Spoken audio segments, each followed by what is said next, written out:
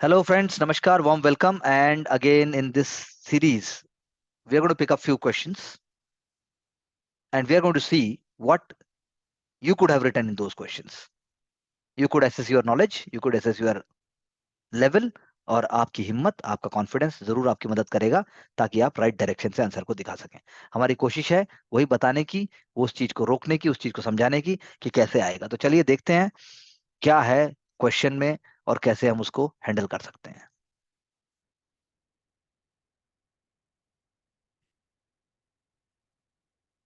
तो ये है आपका 1989 का क्वेश्चन, क्योंकि ये सीरीज हमारी 1979 से है और हम हर सब्जेक्ट की सारी सीरीज ऐसे ही क्रिएट करेंगे और वो आपको आपकी सक्सेस की तरफ जरूर लेके जाएगी। Whatever else you need, you require, you can always get back and we will try to help you to the best of our abilities. What are the salient features of the hill economy of northern India? अब तो interview में ऐसे question पूछे जाते हैं, hill economy of northern India पूछ लेते हैं आपसे। हिल स्टेट्स क्या हैं? आपसे जनरल स्टडीज पेपर वन में भी ऐसे क्वेश्चन आते हैं। और देखिए ये क्वेश्चन पूछ रहा है साइलेंट फीचर क्या है हिल इकोनॉमी के नॉर्दर्न इंडिया के, और ये जो है उनके रिलेटिव बैकवर्डनेस के लिए कैसे जिम्मेदार है। सोचिए कितना कमाल हो गया ये तो। हिमाचल में अगर इलेक्शंस हो रहे हैं, उत्तराखंड में इलेक्शंस हो रहे हैं, जम्मू कश्मीर में इलेक्शंस हो रहे हैं, और आपको आइडिया ही नहीं है कि क्या मुद्दे वहां उठाए जा रहे हैं, तो आप कभी भी ये नहीं आंसर को लिख सकते कि नॉर्दर्न इंडिया की इकोनॉमी, नॉर्दर्न इकोनॉमी जो है, हिल की इकोनॉमी जो है नॉर्दर्न इंडिया की, उनके आखिर सेलिएंट फीचर क्या है। अरे सेलिएंट फीचर उनके हैं। हिमाचल को अगर आप सोचोगे, जम्मू कश्मीर को आप सोचोगे, तो उनकी सबसे पहले तो हॉर्टिकल्चर है, सबसे पहले तो उनका एग्रीकल्चर है, साथ में उनका टूरिज्म है। और जैसे ही आप देवभूमि की तरफ मुड़ते हो, उत्तराखंड की तरफ, तो वहां आ जाएगा आपका मेडिसिनल हर्ब से लेकर, इको टूरिज्म से लेकर, और साथ साथ में जो है प्रोडक्शन की बात अगर हम करें, एक्सपोर्ट इकोनॉमी बनने की कगार पर हो जा सकते हैं। ये हो गए उनके सेलिएंट फीचर। लेकिन साथ साथ में वो कह रहा है कि रिलेटिव बैकवर्डनेस की बात भी कर रहे हैं, तो कनेक्टिविटी, उसके बाद जो है स्किल्ड पीपल, तीसरा जो है इंफ्रास्ट्रक्चर, चौथा जो है वहां पर lack of, I should say, advance जो इकोनॉमिक सिस्टम्स है, वो हो गया। बस बात खत्म हो गई, खत्म मामला। सर्दियों में बर्फ पड़ जाती है तो कनेक्टिविटी नहीं है, बर्फ में आदमी जूझेगा मरेगा कि आदमी जो है मैन्युफैक्चरिंग की बेस को उठाएगा, तो ऐसा कुछ है ही नहीं। स्विट्जरलैंड की बात करते हैं तो हमें घड़ियां मिलती हैं उसकी बर्फों में से, हमारे यहाँ की बात कर रहे हैं तो हम तो कुछ कर नहीं रहे। तो ये वाली बात आपको थोड़ी सी समझनी पड़ेगी without being taking it to your heart.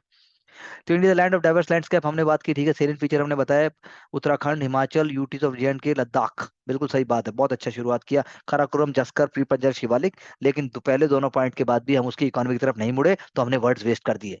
Principal economic activity animal husbandry, agriculture में ऑलरेडी आपको बता चुका हूँ ये। टूरिज्म, हॉस्पिटलिटी की बात हुई, sericulture, handicraft, rugs, cold fisheries, would, willows, bats, tourism, recreation. ठीक बात है, लेकिन प्रेजेंटेशन दूसरे तरीके से हो सकता है, जैसे मैंने आंसर को क्रिएट करने की बात की वैसे होना चाहिए था।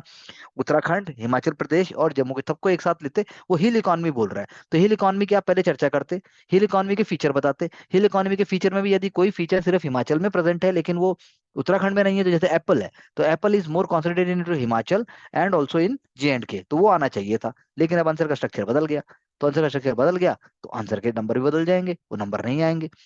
Less capital, unfavourable terrain, power supply issues. Power supply की जगह आप बोलते पावर सप्लाई सिर्फ पावर जनरेशन है, जबकि तो पावर जनरेटर है। सोचिए कमाल की बात, Himachal is a power generator, Uttarakhand is a power generator, लेकिन फिर भी नहीं हो रहा है। अब लेस नंबर ऑफ यूनिवर्सिटी की जगह आप बोलते ह्यूमन रिसोर्स डेवलपमेंट, ज्यादा अच्छा लगता।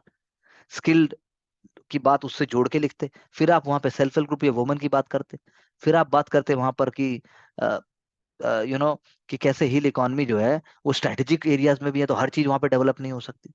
वो इंडिया के लिए स्ट्रेटेजिक जोन है सारे के सारे।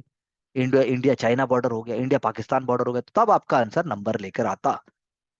और उन कंस्ट्रेंट को दूर करने के लिए आप बात करते कैसे जो है, मैंने अभी भी लद्दाख की चर्चा बहुत बार आप लोगों से डिस्कस करते हुए की है, जम्मू कश्मीर की बात तो ये लद्दाख की हुई है, हिमाचल की हुई है, एप्पल इकोनॉमी की बात होती, तो हमारे नंबर इस आंसर में और आते। आंसर के साथ थोड़ी सी कहना चाहिए जाती तो हुई है। How has modern technology contributed better weathering forecasting? Weather forecasting, देखिए कहाँ से क्वेश्चन आ गया। आज की डेट में जनरल स्टडीज पेपर 3 में आएगा ये, और साइंस एंड टेक से जुड़ के भी आ सकता है। और पर्टिकुलर एफर्ट्स इंडिया ने क्या किए हैं, बहुत ही अमेजिंग क्वेश्चन है ये, बहुत ही ज्यादा स्पेसिफिक क्वेश्चन है। साइक्लोन डिटेक्शन, मॉनसून स्ट्रेंथ, लेकिन यहाँ पहली लाइन में आना चाहिए था नेचुरल रिसोर्स मैपिंग आना चाहिए था। किस प्रकार से हमने प्राकृतिक संसाधनों को कैसे मैप करने की बात की है। फिर साथ में हमें बात करना चाहिए था किस प्रकार से हमने जो है एग्रीकल्चर के अंदर हमने प्रेडिक्शंस की बात की है कि मॉनसून कब आ रहा है, उसके बाद जो है कब खरीफ कब रबी, और किस प्रकार से टेम्परेचर उस पर इम्पैक्ट कर सकता है। मॉडर्न टेक्नोलॉजी की आपने बात की, super computer, AI, satellites, INSAT, INSAT 3 DR, बिल्कुल सही बात है, डॉपलर रेडार, ये तो स्टॉर्म सर्ज वार्निंग सिस्टम, ये तो सिस्टम हो गए।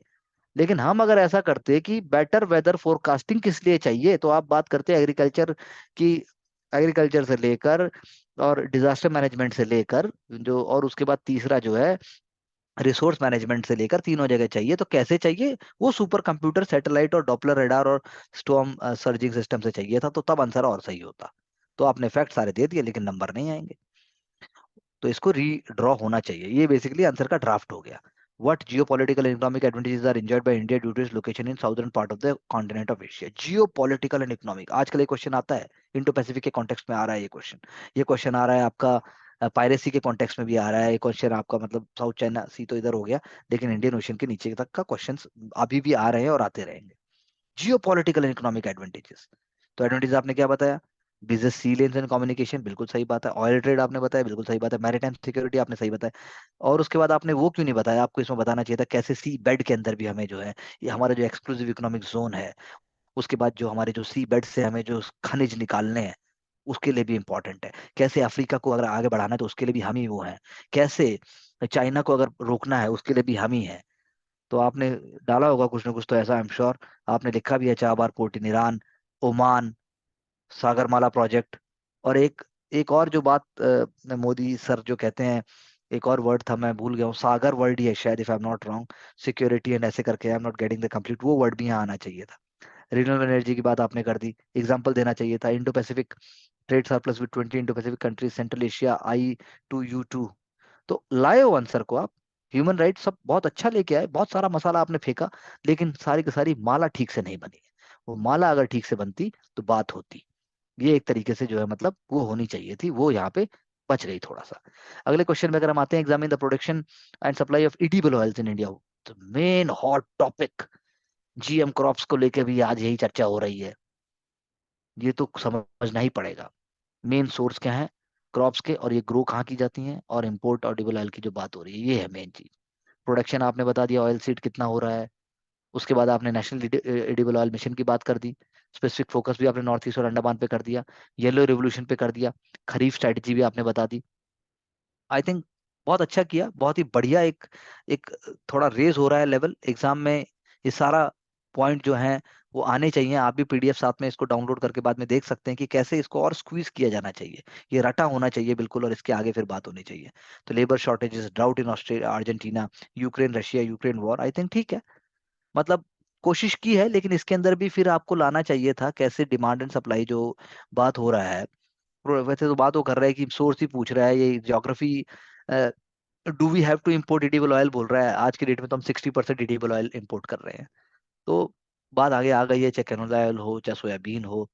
आज की डेट में तो हमें इसको लिंक करना चाहिए फॉरेक्स, फॉरेक्स से आपको लिंक करना चाहिए, आपको डिमांड एंड सप्लाई से लिंक करना चाहिए, आपको इन्फ्लेशन से भी इसको लिंक करना चाहिए था कि भाई हाँ बिल्कुल डिमांड की वजह से इन्फ्लेशन पे इम्पैक्ट आता है, इन्फ्लेशन पे इम्पैक्ट आता है।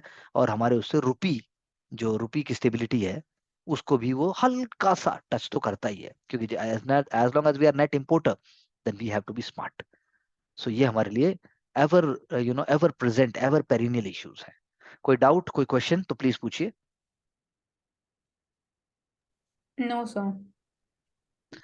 सो this is what we have discussed in this session, जहां पर हमें समझना है कि चीजों को और कैसे हम स्ट्रीमलाइन और गलतियां हटाकर ठीक से लिखें, ताकि हम राइट अप्रोच से आंसर को लेके आ पाएं, और यही हमें सक्सेस की तरफ लेके जाएगा। Wishing all of you all the best, do well and get back for any kind of support and services for which we are definitely committed in a real sense. Thank you very much.